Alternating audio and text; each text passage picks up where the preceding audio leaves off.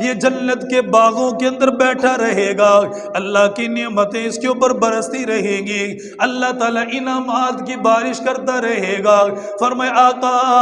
یہ تو انعام اسے ملا جو عیادت کرنے کے لیے آیا، یہ انعام اسے ملا جو اس کے پاس آ کر بیٹھ گیا۔ آقا اس مریض کو کیا ملے گا،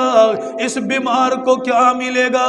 اللہ کے نبی نے ارشاد فرمایا اس بیماری کی وجہ سے اللہ اس کے گناہوں کو معاف فرما دے گا۔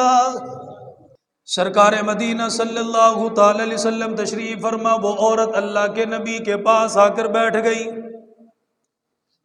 عرض کیا یا رسول اللہ صلی اللہ تعالی علیہ وسلم بڑی بیمار ہو، میرا جسم بڑا کمزور ہو گیا، بیماریوں نے مجھے دبا رکھا ہے، اے اللہ کے نبی میرے لیے دعا فرمائے یا مجھے کوئی عمل بتائیے میری بیماریاں ختم ہو جائے، میرے تکلیف کے دن ختم ہو جائے، مجھے سکون نصیب ہو جائے، میں بڑی پریشان ہوں، مرگی کا دورہ میرے جسم کے اوپر پڑتا ہے جس کی وجہ سے میرا سطر کھل جاتا ہے، اللہ کے نبی بڑی پریشان ہو میرے لیے دعا فرما دیجئے۔ اللہ کے نبی نے فرمایا اگر تو چاہے میں تیرے لیے دعا کروں اللہ تیری بیماری کو ختم فرمائے گا،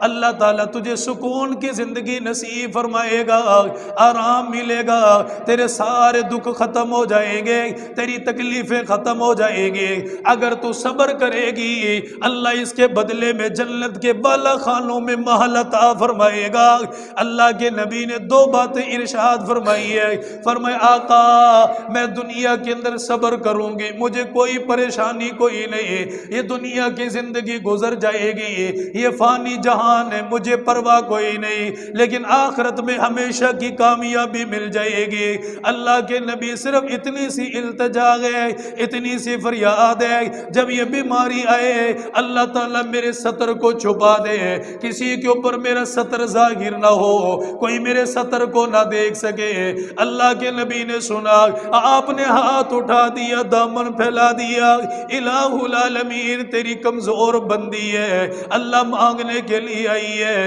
الہی شفا کے لیے کوئی نہیں کہا، صرف اپنا سطر چھپانا چاہتی ہے، یا اللہ یہ بیماری کے اندر ہے اس کے لیے جنت کے بالا خانوں میں انتظام فرما دے۔ حضرت عبداللہ بن عباس نے فرمایا وہ عورت اللہ کے نبی کے پاس چلی گئی، آپ نے فرمایا میرے دیوانوں تم گواہ رہنا،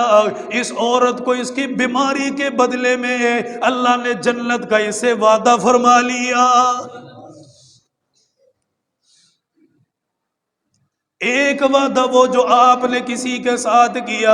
ایک وعدہ وہ جو میں نے کسی کے ساتھ کیا، ایک وعدہ وہ جو رشتہ داروں نے کسی کے ساتھ کیا،